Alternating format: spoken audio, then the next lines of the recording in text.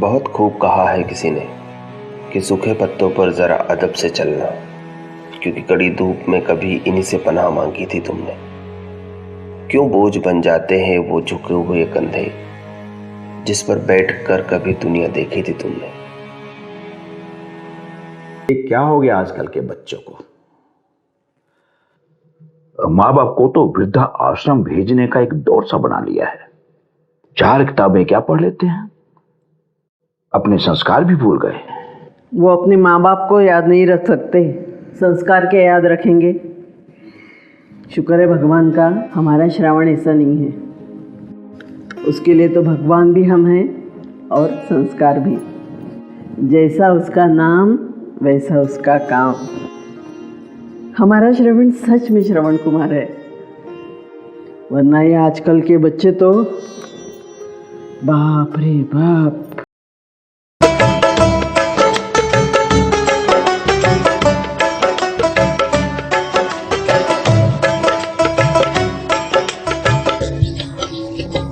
जवान माँ बाप बूढ़े हो जाते हैं, सुबह की सैर में कभी चक्कर खा जाते हैं। सारे मोहल्ले को पता है पर हमसे छुपाते हैं। दिन प्रतिदिन अपनी खुराक घटाते हैं और तबीयत ठीक होने की बात फोन पे बताते हैं। ढीले हो गए कपड़ों को टाइट कराते हैं। देखते ही देखते जवान माँ बाप बूढ़े हो जाते हैं। आर्थिक तंगी भी है, इस वजह से मैं बहुत परेशान हूँ। काम का भी प्रेशर है, तो अभी आप यहाँ आके तकलीफ नहीं उठाएं। जब मैं थोड़ा स्टेबल हो जाऊंगा तो आप दोनों को बुला लूंगा।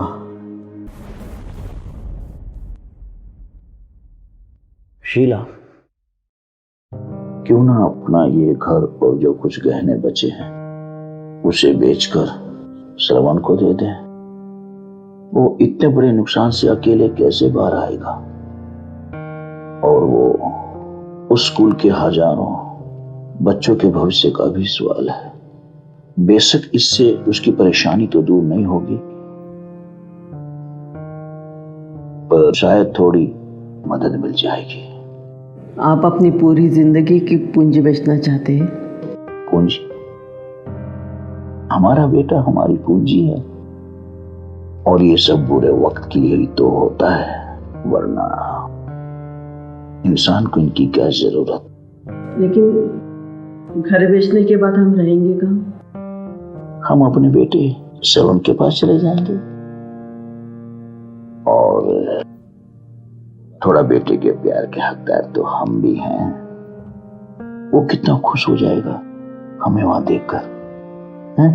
अब श्रवण को इन सब के बारे में बिल्कुल मत बताना, वरना वो हमें ये करने नहीं देगा। ये ठीक है। दिल में एक अजीब सा सुकून महसूस हो रहा था कि सालों के इंतजार और ढेरों तकलीफों के बाद अपने बेटे से मिलूंगी। साथ ही एक अजीब सा दर्द भी था, क्योंकि उस जगह को छोड़कर जाना था जहां मेरा श्रावण का पूरा बचपन निकला था। उसकी वो हजारों यादें वहाँ कैद थी, जहाँ हम शायद दोबारा कभी नहीं आ पाएंगे। जो साथ ले पाई थी ले लिए, जो नहीं ले पाई वही छूट गया। और कुछ मुट्ठी भरी यादें लेकर निकल पड़े थे हम एक नए सफर के लिए।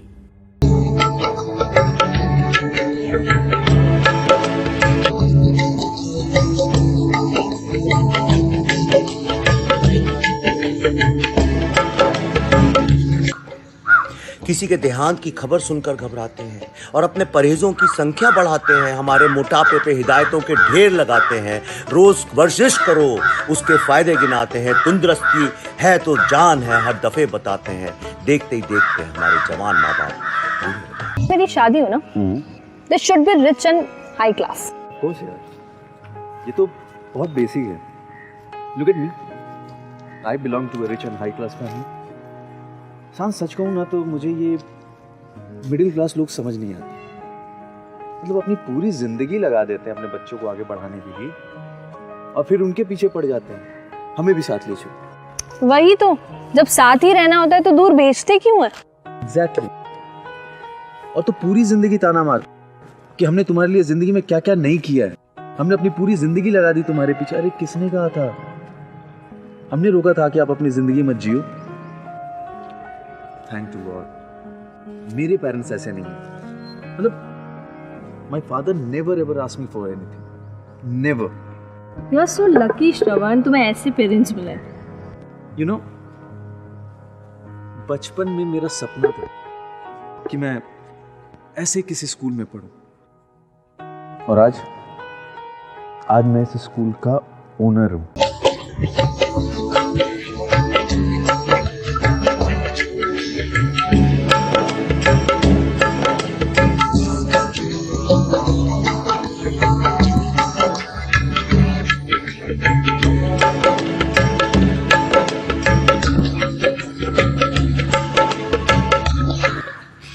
हर साल बड़े शौक से अपने बैंक जाते हैं, अपने जिंदा होने का सबूत देखकर हर्षाते हैं, जरा सी बड़ी पेंशन पर फूले नहीं समाते हैं और फिक्स डिपॉजिट रिन्यू करते जाते हैं।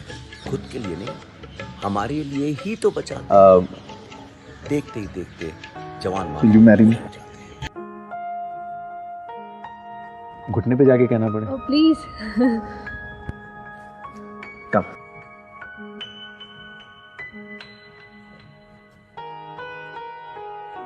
फाइनली 10 साल लग गए मुझे ये बात कहने में। What 10 years? यस। तो तब से अब तक बताया क्यों नहीं? मैं अपने बेटे सरवण को लेकर आता हूँ। हमारे लिए कोई महत्व नहीं रख रहा था कि उसने हमें देखा या नहीं, बस हमने उसे देख लिया था। उस वक्त बस इंतजार था कि उसे कब सीने से लगा लूं और इतना प्यार करूं कि उसे भी उसका बचपन याद आ जाए।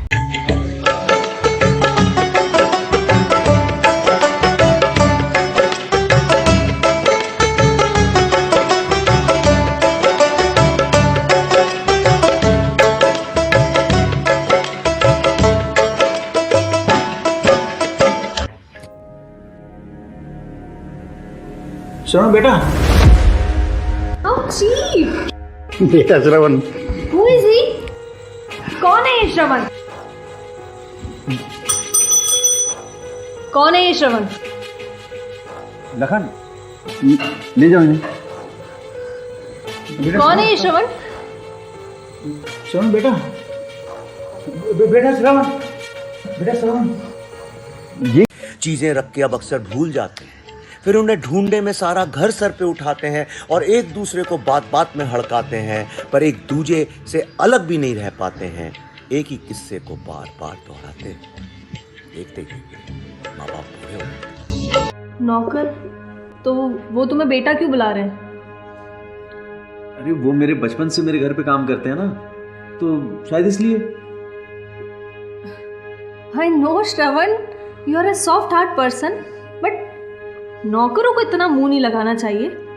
और ऑनर कितना भी प्यार करे, एटलीस्ट नौकर को अपनी औकात में रहना चाहिए।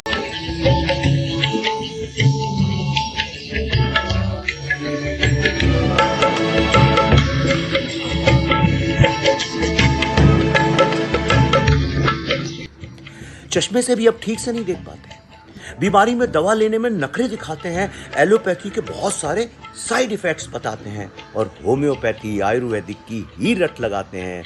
जरूरी ऑपरेशन को भी और आगे बढ़वाते हैं। देखते ही देखते पूरे हो जाते हैं। सर ये बैग आपके पिताजी देखे गए। ओके। इतने पैसे?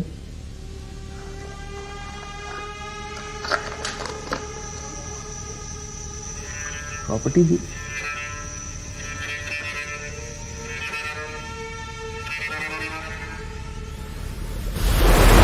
बहुत बहुत आशीर्वाद बेटा। ये सब तेरे कठिन परिश्रम का ही परिणाम है कि तुम आज इस मुकाम पर हो। हमें तुम्हारी तरक्की की बहुत खुशी है। तुम्हारे फेवरेट माँ के हाथ के बेसन के लड्डू लेकर परसों आ रहा हूं, पूरे ऑफिस में बांटना।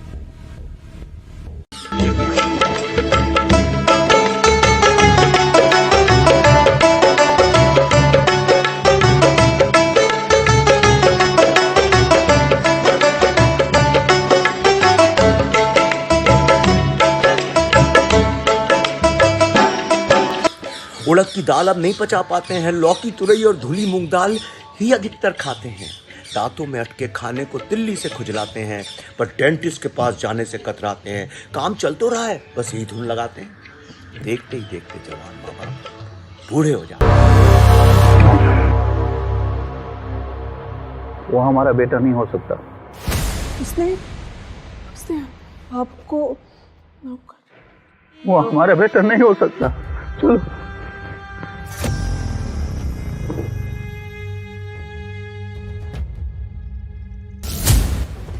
ओ, तो वो नौकर तुम्हारे पिताजी थे? इनफ श्रवण, मैंने एक हाई क्लास फैमिली की डिमांड की थी, तुम्हारे जैसे मक्कार बेटे की नहीं। You don't even realize what you have done. They sacrificed their whole life for you. और रिटर्न में तुमने उन्हें क्या दिया? नौकर की उपाधि, जिन्होंने तुम्हारे लिए इतना कुछ किया। जब तुम उनके नहीं हो पाए तो तुम मेरे क्या हो जाओगे? Shame on you, श्रवण। सांझ, ये अल्फाज उसने कहाँ सीखे थे? ये परवरिश मेरी तो नहीं। या तो बेटा बदल गया था मेरा, या वो परवरिश भूल गया था हमारी। इतने वक्त से वो दूर था, फिर भी पास था। आज पास था, फिर भी दूर था। आज कुछ कमी सी थी उसके बगैर, न रंग न रोशनी। वक्त तो अपनी रफ्तार से चल रहा था। बस धड़कन थम सी गई थी उसके बगैर।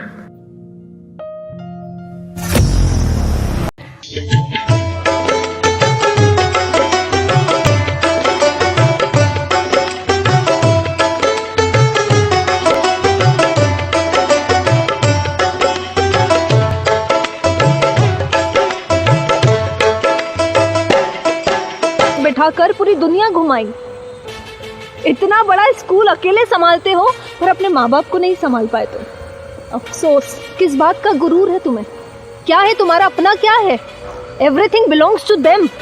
और तुमने क्या दिया उन्हें? व्हाट? नथिंग।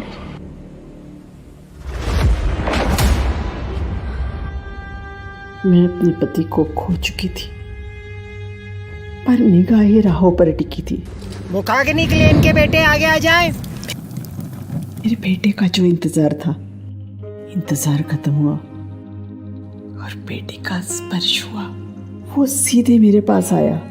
इतना प्यार जो करता था मुझसे, मुखाग्नि के लिए जब बुलाया, मुखाग्नि के लिए इनके बेटे आगे आ जाएं। और मैंने पलट कर देखा तो मेरा ख्वाब टूटा। नहीं, इनका कोई बेटा नहीं है। हर त्योहार पर हमारे आने की बाट देखते हैं, अपने पुराने घर को नई दुल्हन सा चमकाते हैं, हमारी पसंदीदा चीज़ों के ढेर लगाते हैं। हर छोटी बड़ी फरमाइश पूरे करने के लिए माँ रसोई और पापा बाजार दौड़े चले जाते हैं। पोते पोतियों से मिलने को कितने आंसू टपकाते हैं। देखते ही देखते जवान माँ बाप बूढ़े हो जाते हैं। क्योंकि मैं जानती थी वो जरूर आएगा, क्योंकि वो मेरा बेटा है। पर वो नहीं आया। शायद वो मेरा रहा ही नहीं।